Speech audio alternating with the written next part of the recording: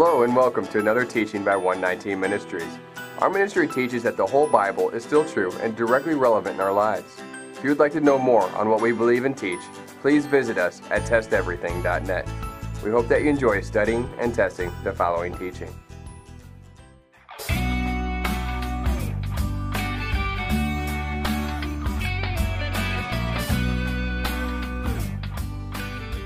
Some accuse our Messiah of setting aside the law of Moses.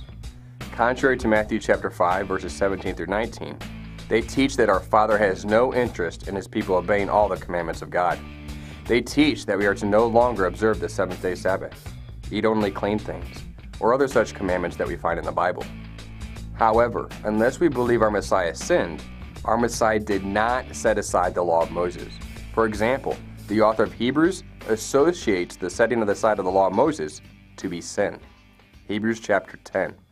For if we go on sinning deliberately after receiving the knowledge of the truth, there no longer remains a sacrifice for sins, but a fearful expectation of judgment, and a fury of fire that will consume the adversaries. Anyone who has set aside the law of Moses dies without mercy on the evidence of 2 or 3 witnesses.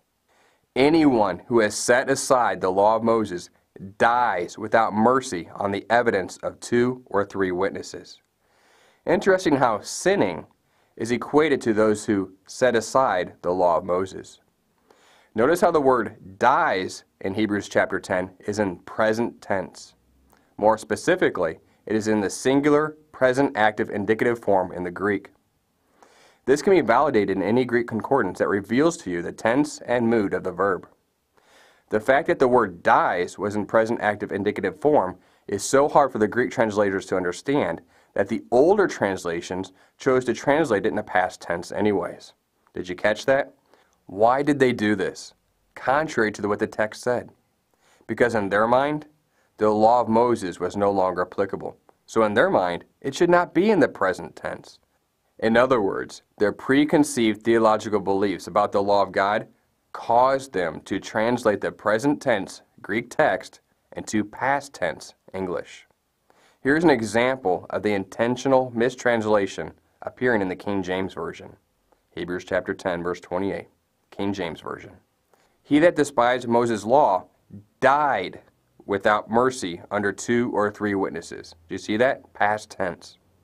However, those that understand that the law of God written down by Moses is still just as applicable today as it was for Yeshua and as it was for Sinai, then the fact that the word dies in verse 28 is in present tense is no problem if one knows that the law of God still applies today. In fact, it makes perfect sense because the law of God is not something that was, but in fact still is. So just like Yeshua did not set aside the law of Moses, neither are we. We are not to set aside the law of God, but the law of God is to set us apart. We hope that this teaching blessed you. And remember, continue to test everything. Shalom.